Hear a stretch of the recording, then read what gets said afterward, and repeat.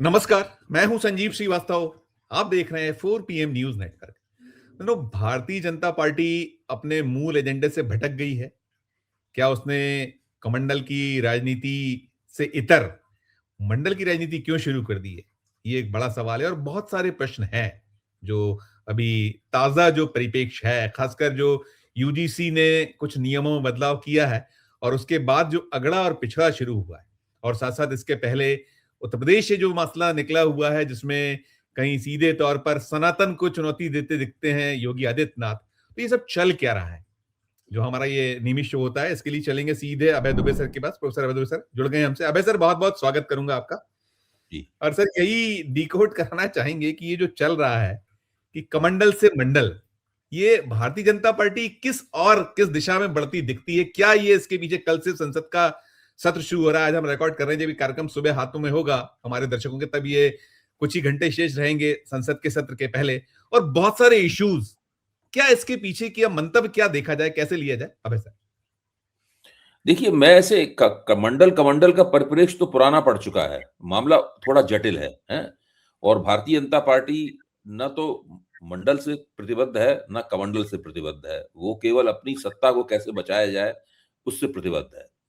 और उससे प्रतिबद्ध होने अगर केवल कमंडल से प्रतिबद्ध होगी, तो ज़ाहिर है पिछड़ी जातियाँ उसके हाथ से निकल जाएँगी, इसलिए वो कमंडल के साथ भी नहीं प्रतिबद्ध होना चाहती। और केवल मंडल से प्रतिबद्ध होगी, तो फिर अगड़ी जातियां उसके हाथ से निकल जाएंगी। उसका दांव शुरू से ये रहा है कि ऊंची जातियों को शूद्र जातियां यानी ओबीसी के साथ कैसे जोड़ा जाए। ये दीनदयाल उपाध्याय के जमाने से ये परिप्रेक्ष्य चल रहा है, ये डिजाइन चल रही है पूरी पूरी। पहले राष्ट्र जो जनसंघ जीतता था चुनाव में, जहां कहीं भी थोड़ा बहुत जीतता था, वो इसी वजह से जीतता था कि किसी इलाके के ब्राह्मण ठाकुर उसको वोट कर देते थे, और वो लोधी राजपूतों को उत्तर प्रदेश में वोट ले लेता था, मध्य प्रदेश में थोड़ी लोधी राजपूतों को वोट ले लेता था, कुछ ऐसी ओबीसी के वोट देके कुछ कुछ सीटें जीत के अब राजनीति में कांग्रेस का दबदबा था, उसके मुकाबले अपना वर्चस्व बनाए रखता था। धीरे धीरे करके वो लोग इस काम पे मेहनत करते रहे। आप पुराने गोलवलकर जी के और इन सबके भाषण सुने, समझकों से बातचीत सुने, तो उसमें स्पष्ट है कि वो यही कह रहे हैं बार बार कि शूद्र जातियों की ऊंची जातियों के साथ में एकता स्थापित करने का मतलब ही है कि हम हिंदू राजनीतिक एकता की तरफ बढ़ जाएंगे। वो अपना प्रयोग लगातार इसी तरह जारी रखे रहे, और फिर धीरे धीरे करके राम जन्मभूमि आंदोलन हुआ, जो भी बहुत सारी घटनाएं हुई, उससे माहौल उनके पक्ष में झुकता गया, और मोदी जी के जमाने में आकर उनको पूरा बहुमत प्राप्त हो गया। उस बहुमत में भी अगर आप देखेंगे तो स्पष्ट रूप से यही आपको मिलेगा, यही यही समीकरण आपको उसमें मिलेगा। इसलिए उनके लिए हमेशा जरूरी होता है कि कैसे, अब चूंकि 2024 में ओबीसी जातियां उससे हटती हुई दिखाई उत्तर प्रदेश में, घबराए हुए हैं ये लोग हैं, तो ओबीसी जातियों को कैसे अपनी तरफ खींचें, तो उसके लिए उन्होंने इस रिपोर्ट में, जो कि दिग्विजय सिंह कमेटी की रिपोर्ट थी, सुप्रीम कोर्ट के उसके निर्देश के, रोहित वेमुला वाले प्रकरण के आधार पे, तो उसमें उन्होंने ओबीसी जातियों को जोड़ दिया अपनी तरफ से। वो तो एससी एसटी के बारे में रिपोर्ट थी, इन्होंने जी। ओबीसी जातियों को उसमें जोड़ दिया। और उन्हें ओबीसी जातियों को भी वो संरक्षण प्रदान किया जो एससी एसटी को प्राप्त था पहले। आज से पहले कभी ओबीसी जातियों को इस प्रकार का संरक्षण प्राप्त नहीं था, है कि वो बिल्कुल अब यानी यहां तक कि जो दलितों को प्राप्त है, जो आदिवासियों को प्राप्त है, वही संरक्षण उनको प्राप्त हुआ। तो ये जो उन्होंने किया है, वो चाहते हैं कि हर कीमत पर हमें ओबीसी जातियों के वोट प्राप्त हों, हम उनके पक्षधर बन जाएं। और जहां तक ऊंची जातियों का सवाल है, उनके बारे में मानते हैं कि वो तो हमारी जेब में पड़ी हुई है, उनके लिए कहीं कोई दूसरा विकल्प नहीं है, उसके लिए कोई विकल्प नहीं है। वो कहीं कहीं नहीं आएंगी, थोड़ी बहुत नाराज होंगी, कुछ थोड़ा हो सकता है कहीं कहीं किसी जगह कुछ वोट उनका हिल जाए इधर उधर, लेकिन अंततः वो हमें ही मिलेंगी। ऊंची जातियां तो हमारी जेब में पड़ी हुई हैं। सवाल ये उन समाज के उन तबकों को कैसे अपने साथ रखा जाए जो कभी आते हैं कभी चले जाते हैं, और खतरा हमेशा रहता है कि ये आपको छोड़ जाएंगे। तो ये एक पूरा इस तरह का बना रखा है उन्होंने, ये वही प्रयोग चल रहा है, इसको इसी दृष्टि से देखा जाना चाहिए। अब देखिए, बीजेपी ने ये जो चाल खेली है, इस चाल में क्या है, इस चाल में ये है कि जितनी भी सामाजिक न्यायवादी पार्टियां थीं, वो सारी की सारी इस बीजेपी की इस जो उन्होंने यूजीसी में नियम बनाया और उसको अधिसूचित कर दिया गजट में है, उसके पक्ष में हो गई हैं। रामगोपाल क्या बोल रहे हैं? रामगोपाल बिल्कुल उसके पक्ष में बोल रहे हैं। जो तमाम बुद्धिजीवी अ, सामाजिक न्यायवादी बुद्धिजीवी सोशल मीडिया पे बोलते रहते थे, भाजपा वगैरह की आलोचना करते थे, वो सब उसके पक्ष में बोल रहे हैं और कह रहे हैं कि भाजपा खुद खुद ही चालाकी करके ऊंची जातियों का आंदोलन करवा रही है ताकि भविष्य में वो इसको उनके जरिए इसकी इसको लागू करने को उलट सके। मतलब भाजपा ये दांव पेच कर रही है, भाजपा वो ये तर्क देने की कोशिश कर रहे हैं। तो ये इस तरह काफी जटिल स्थिति बन गई है। जो सामाजिक न्याय के सरपरस्त लोग थे, चाहे बुद्धिजीवी हों चाहे नेता हों, वो यूजीसी ने जो किया है उसके समर्थन में आ गए हैं पूरी तरीके से। या वो चुप हैं या समर्थन कर रहे हैं, उनमें से कोई विरोध नहीं कर रहा है। वही कह रहे हैं कि ये अपर कास्ट साजिश है जो इस नियमावली के खिलाफ बोल रही है और भाजपा इस अपर कास्ट साजिश के पीछे है। यानी अब आप उनका तर्क देखिए कि पहले भाजपा ने वो नियमावली बनाई है ताकि अपर कास्ट उससे नाराज हो सके, फिर उसकी नाराजगी से भाजपा आंदोलन करवा रही है। तो आप सोच सकते हैं किस प्रकार का भाजपा ने माहौल बनाया है। तो ये अजीब तरह की स्थिति पूरी पूरी तरह चल रही है। एक बात जो मेरी समझ में आती है, जो मैं बार बार कहना चाहता हूं, देखिए जो SC ST अनुसूचित जाति जनजाति का मामला है, इस मामले में कभी भी ऊंची जातियों ने उसके आरक्षण के खिलाफ या उनको मिलने वाली जो सुरक्षा है अत्याचार से, भेदभाव से, उसके खिलाफ कभी आंदोलन नहीं किया। किसी के मन में जो भी बना रहा है, कभी आंदोलन उन्होंने नहीं किया। जब 1990 के दशक की बिल्कुल शुरुआत में VP सिंह ने 27% ओबीसी को आरक्षण दिया, तब ऊंची जातियों को आरक्षण विरोधी आंदोलन का ट्रिगर पॉइंट मिला और उन्होंने आंदोलन किया, बड़ा जबरदस्त आंदोलन किया, आत्मदाह हुए, क्या क्या हुआ। इस बार भी SC ST के खिलाफ कोई आंदोलन नहीं किया।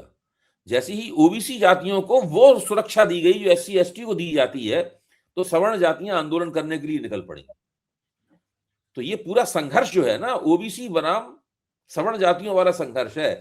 ये SC ST वाले से किसी को कोई झड़क नहीं है, कोई समस्या नहीं है SC ST से।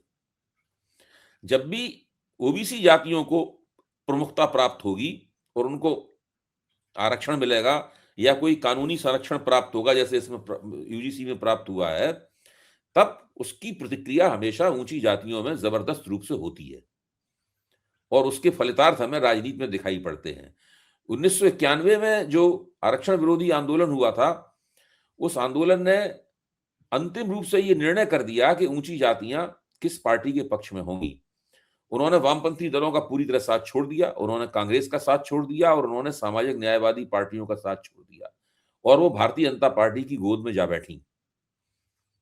जो इतने लोग उस वक्त आंदोलन कर रहे थे, वे या तो भाजपा में चले गए या भाजपा में ही थे पहले। मतलब जो है, इस बार भी जो लोग आंदोलन कर रहे हैं, सारे के सारे लोग भाजपा समर्थक हैं। उनमें एक आध दो कोई नहीं है, सारे के सारे भाजपा समर्थक हैं। जो इस्तीफे वगैरह हो रहे हैं, वो सारे के सारे वही है कि भाई शंकराचार्य का अपमान हो रहा है, ब्राह्मणों का अपमान हो रहा है। भाजपा के ही तमाम पदाधिकारी हैं निचले स्तर के, कोई बूथ लेवल का अध्यक्ष है, कोई कुछ है, कोई कुछ है, कोई फलाने प्रकोष्ठ का अध्यक्ष है, वो लोग इस्तीफे दे रहे हैं। तो अब भाजपा ने रायता फैलाया है और वो अपने हिसाब से भाजपा इसको धीरे धीरे करके बटोरेगी भी। अब लाभ जो 1990 में लाभ हुआ था भाजपा को, एक मुश्त लाभ हुआ था, वो एक मुश्त लाभ इस बार नहीं होने वाला है। इस बार उससे नुकसान भी होगा और खासा नुकसान हो सकता है। तो ये सब पूरा मामला इस तरीके से चल रहा है, काफी जटिल मामला है ये। बिल्कुल बिल्कुल, ये यही समझ से पर एक तो टाइमिंग का भी खेल है। फिर जैसे इसको अधिसूचना तो करीब एक पखवाड़ा हो रहा है, एक पखवाड़े के बाद इसको 2-3 दिन से जोर पकड़ा और इतनी तेजी से ये आंदोलन फैला है। और उत्तर प्रदेश में जो सर सीन है, क्योंकि उत्तर प्रदेश में 2027 में चुनाव है, योगी आदित्यनाथ जो एक सनातन के बड़े पैरोकार, झंडा बरदार और एक वो ब्रांड जो है, वो उस ब्रांड और ये सब जो चीजें, ये वहां उत्तर प्रदेश में बहुत ज्यादा इसका कहीं हम देख रहे हैं आवेग वहां बहुत ज्यादा है लोगों में। प्रदेश तो इसकी प्रयोगशाला बना हुआ है, उत्तर प्रदेश और दिल्ली, दो जगह इसकी प्रयोगशाला बनी हुई है। उसका कारण ये है कि उत्तर प्रदेश में पहले से कुछ घटनाएं हो रही हैं इस तरह की। वो घटनाएं ये है कि जो मौनी अमावस्या वाले माघ मेले में जो शंकराचार्य ने योगी सरकार के खिलाफ जो मोर्चा लगा रखा है, उस मोर्चे के कारण उत्तर प्रदेश में ब्राह्मण बनाम ठाकुर हो गया है और वो शंकराचार्य खुल के बोल रहे हैं कि ये ठकुरैती चल रही है, हम उसका विरोध करेंगे। तो वो उत्तर प्रदेश में पहले से ही काफ़ी नाराज़गी थी और जब नाराज़गी-वाराज़गी होती है तो एक ट्रिगर पॉइंट लोगों को मिल जाता है, उनकी नाराज़गी इस घटना से और भड़क गई है। इसीलिए जब बरेली के सिटी मजिस्ट्रेट ने इस्तीफ़ा दिया अपने पद से, एक अलंकार अग्निहोत्री है, उन्होंने इस्तीफ़ा दिया। उन्होंने कहा कि मैं शंकराचार्य का जो अपमान हो रहा है उसकी वजह से और यूजीसी के मामले में इनकी वजह से इस्तीफ़ा दे रहा हूँ। दोनों बातों को उन्होंने मिला दिया आपस मिला है। में। हाँ, हाँ, उत्तर प्रदेश तो बिल्कुल एकदम इसकी प्रयोगशाला बना हुआ है। अब देखिए इस प्रयोग किसके पक्ष में बात जाती है, ये देखना पड़ेगा। क्योंकि बीजेपी पूरी कोशिश करेगी कि ऊँची जातियों में जो असंतोष पैदा हुआ है, इस असंतोष को वो देर-सवेर शांत कर दे। लेकिन अगर बीजेपी को असंतोष इतना बढ़ गया कि बीजेपी को ये जो उन्होंने नियमावली बनाई है, उसकी अधिसूचना वापस लेनी पड़ी, जो वापस ले सकती है वो, जी। तो बीजेपी को फिर उधर नुकसान हो जाएगा। जिस फायदे के लिए उन्होंने ये किया था, उधर नुकसान हो जाएगा। लेकिन अब सर इसमें जो योगी बनाम मोदी भी कहीं ढूंढा जा रहा है कि वहां जो है ये क्या देखिए, मिली-जुली इसमें कुश्ती है जब क्या है? कोई बड़ा ऐसा होता है संजीवी, जब कोई बड़ी राजनीतिक घटना होती है, बड़ा आंदोलन होता है, लोगों में रोष पैदा होता है, तो उसमें लोग तरह-तरह के कारणों से शामिल होते हैं, सबका एक कारण नहीं होता है। अब इसमें जो ब्राह्मण जातियाँ शामिल हैं, वो योगी जी के खिलाफ नाराज़गी की वजह भी है। है। अभी मुक्तेश्वरानंद उत्तर प्रदेश के ही रहने वाले हैं, उत्तर प्रदेश के ब्राह्मणों में उनका काफ़ी उनके प्रति श्रद्धा की भावना है, तो वो एक कारण इसके अंदर है। बहुत सारे राजपूत भी इस आंदोलन में जैसे करणी सेना राजपूतों का संगठन है। जी। उसको लग रहा है कि ये ऊँची जातियों के खिलाफ एक ऊँची जातियों के ऊपर ये थोपा जा रहा है। ऊँची जातियों का क्रिमिनलाइज़ेशन किया जा रहा है, वो अपराधी हो जाएँगे वहाँ पे हैं। वो इसलिए शामिल है, वो तो करणी सेना तो ब्राह्मणों के समर्थन में नहीं हो सकती। लेकिन वो जी। राजस्थान के राजपूतों का और बाकायदा राजपूतों का संगठन है। तो हर तरह के तत्व इसके अंदर अपने-अपने कारणों से शामिल हैं। और असली बात क्या है? असली बात ये है कि मोदी सरकार जो है, वो अर्थव्यवस्था के मोर्चे पे फेल है पूरी तरीके से। वो महँगाई, बेरोज़गारी, लोगों को आर्थिक खुशहाली नहीं दे पा रही है, लोगों की आमदनी नहीं बढ़ रही है, उनके रोज़गार या तो छिन रहे हैं या लोगों को जिसे कहते हैं आपातकालीन रोज़गार जिसकी नौकरी थी वो ठेला लगा रहा है। मतलब एक तरह से वो उसका दर्जा गिर गया है, आमदनी का दर्जा गिर गया है। इससे जो बड़े पैमाने पर जो असंतोष है, वो असंतोष कोई न कोई रास्ता ढूँढता है अपने आप को व्यक्त करने के लिए। वो बहुत दिनों तक दबा रहता है। फिर उसको रास्ता मिलता है कभी जाति के सवाल पे, कभी धर्म के सवाल पे, कभी आरक्षण के सवाल पे। इन सवालों के ऊपर वो भभक के वो असंतोष पूरी तरीके से निकलता है। तो ये है असली मामला। इसलिए मोदी सरकार की जो विफलताएँ हैं अर्थव्यवस्था के मोर्चे पर, वो लोगों को मजबूर कर रही हैं कि वे अपने असंतोष को तरह-तरह से व्यक्त करें। तो अब सर इसमें जो जैसे उत्तर प्रदेश में जो कुछ चल रहा था, जो सनातन विरोधी एक चेहरा नजर आया योगी में, जो उसके बड़े झंडा बरदार पैरोकार सब कुछ होते हुए, और इन सब के बीच में ये जो सिलसिला, और वहां देखिए वो इस्तीफा बनाम इस्तीफा, योगी के पक्ष में भी तरह की योगी का अपमान हो गया इसलिए इस्तीफा, उनके भी वैसे ही उसी अंदाज में जो हमने मिस्टर जो जो सिटी मजिस्ट्रेट ने दिया है। तो ये चीजें क्या है, मतलब क्या ब्रांड जो है, और मोदी ब्रांड को लेकर ये लगातार हम लोग करते रहे। जैसे अलंकार अग्निहोत्री ने इस्तीफा दे दिया और डीएम ने बुला के उनको बैठा लिया डिस्ट्रिक्ट मजिस्ट्रेट ने। खूब दबाव डाला कि इस्तीफा वापस ले लीजिए। उन्होंने इस्तीफा तो वापस नहीं लिया बल्कि वहां से चुपचाप फोन कर दिया सचिव को कि हमें यहाँ किडनैप करके बैठाया गया है। तो सचिव ने फिर उनको वहां से तथाकथित रूप से छुड़वाया है। वो बाकायदा बयान देते हुए बाहर निकले तो वो नेता बने हुए इस वक्त ब्राह्मणों के। तो इस उनके पक्ष तो ये योगी खेमे ने देखा होगा तो उन्होंने हम भी एक इस्तीफा दिलवा देते हैं। हाँ, तो उन्होंने भी एक इस्तीफा दिलवा दिया। तो ये तो एक दूसरे को काटने की चालें चल ही आ रही हैं। अब सर अब है इनका प्रधान जी का, और उसमें धर्मेंद्र बहुत प्रधान। ब्राह्मण वर्सेस ठाकुर बहुत है। जैसे कि वो ये कहते हुए निकले कि मैंने तो वहां सुना डीएम के घर में ये बात हो रही थी कि पंडित पागल हो गया है। हाँ, ये भी कहा उन्होंने, ये कहा मैंने खुद कहा। उनका वीडियो सुना। वो कह रहे जी हैं जी। पंडित पागल हो गया है। फिर एक हिंदू धर्म सेना के नेता हैं, उनका नाम है संतोष दुबे। वो असंतोष दुबे बने हुए हैं उन्होंने जो जिनके उनके वीडियो लाखों करोड़ों लोग देख रहे हैं, बिखरे हुए हैं पूरी तरीके से। वो जानते हो क्या कह रहे हैं? मैं आपको सुनाता हूँ वो क्या कह रहे हैं। जी, जी, वो ये जी। कह रहे हैं कि ये कोई एससी एसटी पे कानून नहीं बना रहे हैं। ये तो दरअसल अपनी 13वीं का कानून बना रहे हैं, अपनी मौत का कानून बना रहे हैं, अपने सिर घुटवाने के लिए उस तरह नपवा रहे हैं, और इनका अंत निश्चित है। नहीं, ये तो जगत गुरु परमहंस ने भी कहा, उन्होंने भी कहा, मैं तो, हाँ, वो कह रहे हैं मुझे इच्छा मृत्यु दे दें। दूसरा और पर एक व्यक्ति कह रहा है, वो भी बीजेपी का नेता, वो कह रहा है ब्राह्मण बीजेपी के साथ है, लेकिन बीजेपी ब्राह्मण के साथ नहीं है। तो इस तरह की बहुत फिक्रेबाजी चल रही है। दूसरी तरफ एक और है जो अपने आप को बहुत बड़ा बीजेपी समर्थक मानते हैं। वो क्या कह रहे हैं? वो कह रहे हैं कि जब ओबीसी वोट को काट देता है, तो जो जनरल कैटेगरी है वो बैलेंसिंग पावर की तरह सामने आती है और वो बीजेपी को जिताती है।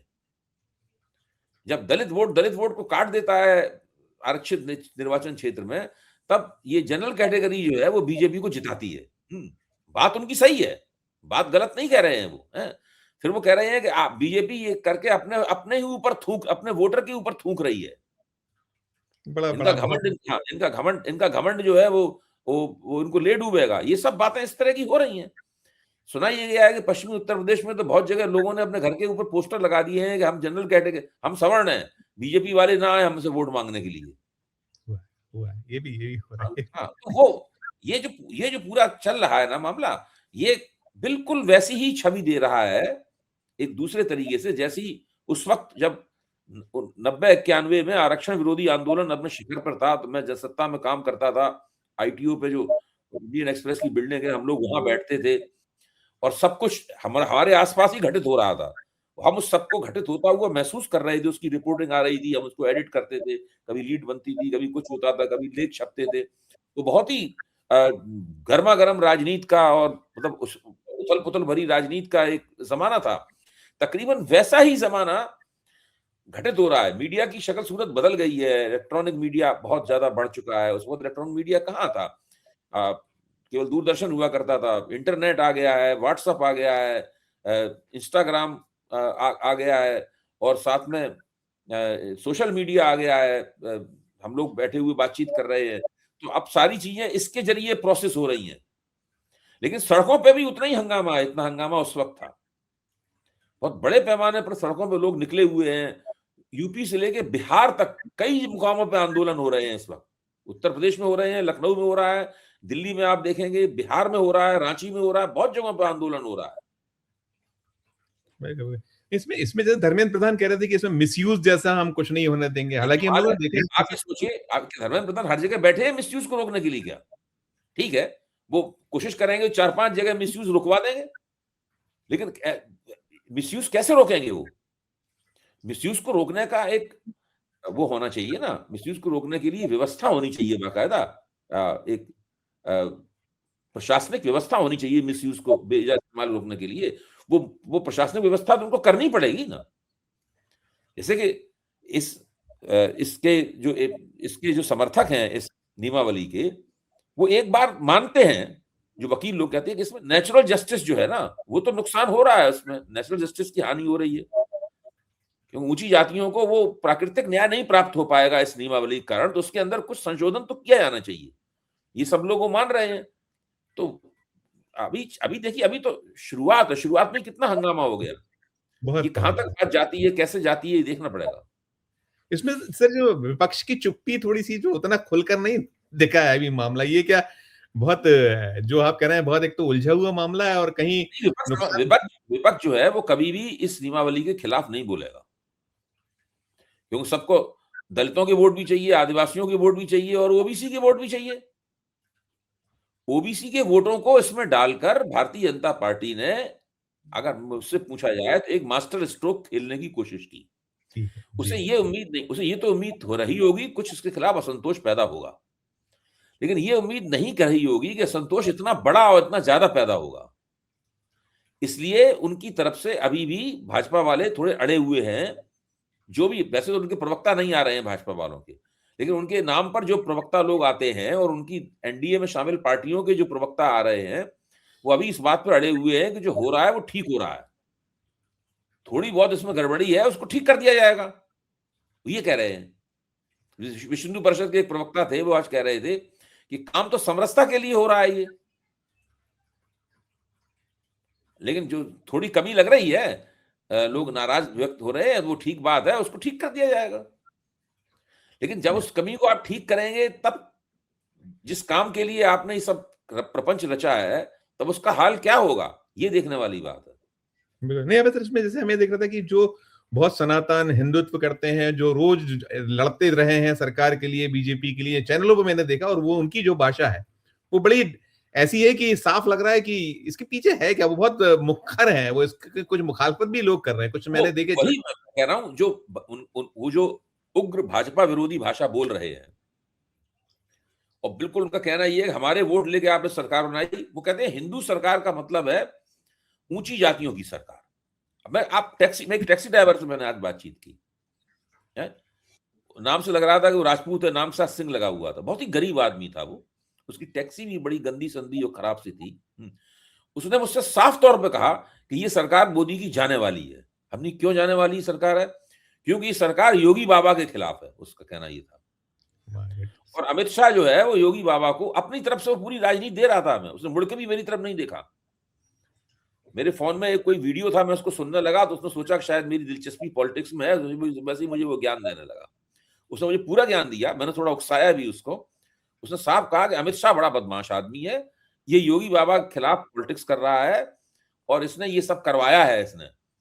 मतलब वो इस तरीके से देख रहा था पूरे मामले को। तो अमित शाह बनाम योगी वाला मामला भी प्ले में है पूरी तरीके से, ब्राह्मण बनाम ठाकुर मामला भी प्ले में है। लेकिन आप देखिए ठाकुरों के संगठन भी इस आंदोलन में सक्रिय हैं।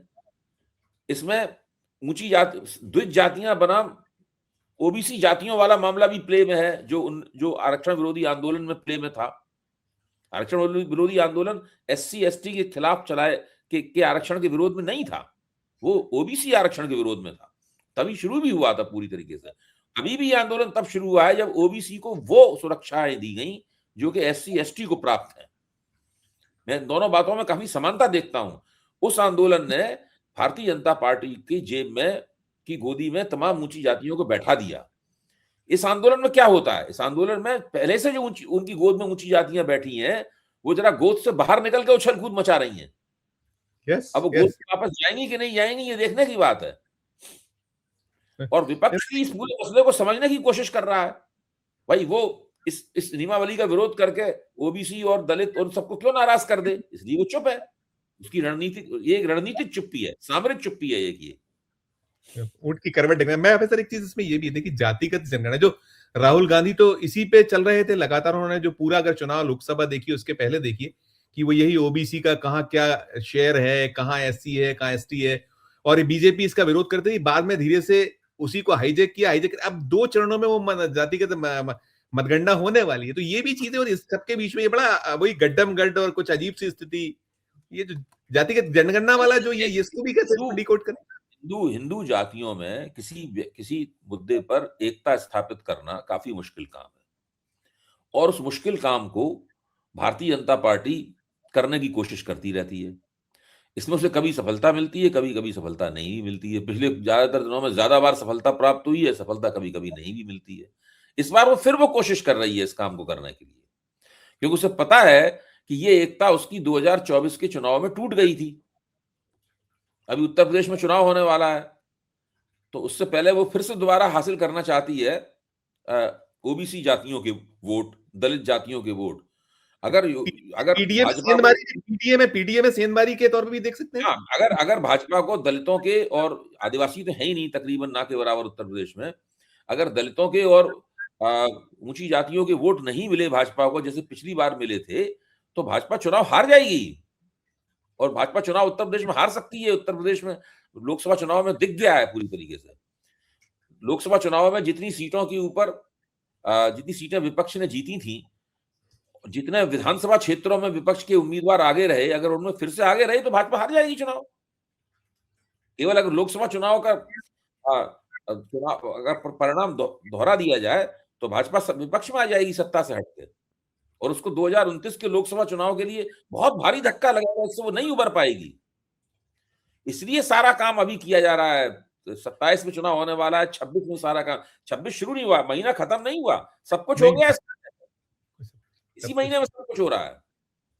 नहीं, मैं बेहतर वो पीडीए वाला सोच रहा था कि जो जो अखिलेश यादव वाला जो है उस फार्मूले को कुछ ये इसके पीछे कहीं ऐसा भी कुछ देखते हैं क्या कुछ? नहीं, वो तो बाकायदा उनको लग रहा है कि भाई अगर पीडीए बन गया तो भाजपा हार जाएगी। अगर पिछड़ा, दलित और अल्पसंख्यक जुड़ गया तो भाजपा हार जाएगी चुनाव। अबे तो सर जो पिछड़े और दलित को अल्पसंख्यक से न जुड़ने दिया जाए, यही तो पूरी कोशिश है। जी, जी, जी। और जो 5 सूबों के चुनाव हैं इसी साल जो हैं, ये चाहे पश्चिम बंगाल है, तमिलनाडु है या जो और राज्य हैं, इनको इसमें इससे कैसे कुछ कनेक्ट होता है कि नहीं इसमें देखिए, कोई ये जो 5 सूबों के चुनाव हैं, इनमें असम को छोड़कर भाजपा के कैचमेंट एरिया में कोई सूबा नहीं आता। नहीं, नहीं। भाई आप बंगाल नहीं जीत पाते, केरल, तमिलनाडु नहीं जीत पाते, असम है जहां आपकी सरकार है, उसको छोड़ दिया जाए तो जो भाजपा की चिंता ये है कि उसका जो प्रभाव क्षेत्र है, जो उसका कैचमेंट एरिया है, वहां पे वो पिछला दबदबा कैसे कायम करे, 2019 वाला दबदबा कैसे कायम करे, ये है भाजपा की कोशिश। इसलिए भाजपा पूरी कोशिश कर रही है। जी। अब इधर आखिरी सवाल करूँगा, इसमें जो ये बँटोगे तो कटोगे, एक रहोगे, सेफ रहोगे, ये सब करते-करते जिस मुहाने पर आके खड़ा हो गया मामला, जैसे आपने कहा कि उसको इतनी उम्मीद शायद बीजेपी को नहीं थी या वो कई बार ये भी था लेती कि हम इसको आगे बढ़ें, देखें, टटोलें, फिर इसके बाद कुछ सोचा जाएगा। तो अब यदि ये कहीं जो ओबीसी बनाम जो आपने कहा एससी, एसटी तो भूल जाइए, इसको तो हम जो उच्च वर्ग है वो करता रहा है। लेकिन ये यदि होता है तो फिर वो क्या होगा? क्योंकि जेन जी भी है, सब कुछ है और मन में बहुत सारी चीजें उबल रही हैं आपने जैसे कहा, तो उस मोर्चे पे क्या देखते हैं आगे जो कुछ जो संभावनाएं कैसी देखें इसमें? अंतिम सवाल। नहीं, देखिए, ये तो अभी शुरू हुआ है? अभी से हम सारी बातों की भविष्यवाणी नहीं कर सकते और इसकी तरफ ध्यान देना होगा, क्योंकि अभी 3-4 दिन से ही तो हुआ है शुरू ये। जी हाँ, जी हाँ, जी हाँ। हाँ, धीरे-धीरे 13 तारीख को वो अधिसूचना लागू हुई। जी हाँ। आज तारीख क्या है? आज तारीख है 27। 27 मैंने एक पखवाड़ा तेई लगभग हाँ, कुल 13 ही, एक पखवाड़ा भी पूरा नहीं हुआ है। नहीं हुआ। जी, 28 जी। तारीख को एक पखवाड़ा पूरा होगा। इसमें अभी धीरे-धीरे करके यहां तक बात आ गई है। अब बीजेपी वाले तौल रहे होंगे कि अगर हम इस अधिसूचना को वापस लेते हैं तो हमें नुकसान क्या होगा, और हम अधिसूचना को अगर थोड़ी बहुत कतर-व्योंत करके दोबारा उसको देते हैं तो उससे डैमेज कंट्रोल होगा या नहीं होगा। निशिकांत दुबे को लगाया उन्होंने डैमेज कंट्रोल करने के लिए, उन्होंने मूर्खतापूर्ण किस्म के वक्तव्य दिए, वो डैमेज कंट्रोल नहीं हुआ उससे। तो अभी जो डैमेज कंट्रोल की तरकीब क्या हो, कैसे प्रबंधित किया जाए, उसकी कोशिश हो रही है। जी, जी। आप फैले हुए रायते को जितना समेट सके, जितना हो सके उसको कैसे समेटा जाए और प्रॉपर हो जाए उसमें जैसा भी हाँ, नहीं, बन उसमें जाए। प्रबंधन प्रबंधन भाजपा करने में माहिर है, लेकिन हर बार प्रबंधन से चीज बनती नहीं है। राइट। बहुत-बहुत शुक्रिया आपका सर, बहुत धन्यवाद, बहुत आभार। तो मित्रों आप सुन रहे थे ये जो इसके रिपरकशंस पीछे की जो संभावनाएँ या जो बीजेपी करती है कि था भी लेती है, फिर वो कई बार बैकफुट पर भी लौटती है और जो चीज़ें हैं सब कहीं न कहीं जो अभय सर ने इसको डिकोड किया है कि अभी नाप-तौल की जा रही है और वास्तव में एक पखवाड़ा ही हो रहा है। संसद का सत्र शुरू हो रहा है 28 तारीख से सत्र की शुरुआत हो रही है। तो कुल मिला के ये अभी नापा तौला जा रहा है, सारे कहाँ हमें फायदा है, कहाँ नुकसान है, उसको कहीं एक टटोलने की कोशिश हो रही है। और वैसे ये है कि इतनी आसानी से मामला ठंडा नहीं होगा, क्योंकि अब अगर आप वापस लीजिएगा तो फिर उसके नुकसान कहीं उसमें शामिल नजर आएंगे या फिर आप काट-छाँट करिएगा तो क्या कुछ होगा, यही सब कुछ है। आगे जो सीन बनेगा, जो निकलता आएगा, हम लोग निरंतर चर्चा करते रहेंगे। लेकिन कुल मिला के जो कहा कि अभी तो स्थितियाँ बड़ी जटिल भी हैं, कठिन भी है, विकट भी है और साथ में जो भारतीय जनता पार्टी की जो ऊहापोह की स्थिति है, जो वास्तविक सवाल हैं, जिन पे वो जवाब नहीं दे पाती है, तो उसमें कहीं निहितार्थ है, छुपा हुआ है कि जो देश का ध्यान कैसे हटाया जाए, वो सब होता है। आपने पूरी चर्चा को सुना, अभय सर ने उसको बहुत खूबसूरती से सारा कुछ उसमें जो विश्लेषण है उसको भी किया और उसको डिकोड करने का प्रयास किया है। आपकी अपनी जो भी राय हो, इस वीडियो कमेंट बॉक्स में अपनी राय प्रकट कीजिएगा और हम आखिर में जो बोलते हैं कि हमारी चर्चा अच्छी लगे तो चैनल को लाइक कीजिएगा, सब्सक्राइब कीजिएगा, ज्वाइन का बटन दबाइएगा तो हमारी हौसला अफजाई होगी। प्यार और स्नेह में रखिए और देखते रहिए 4 पीएम न्यूज़ नेटवर्क। धन्यवाद, नमस्कार।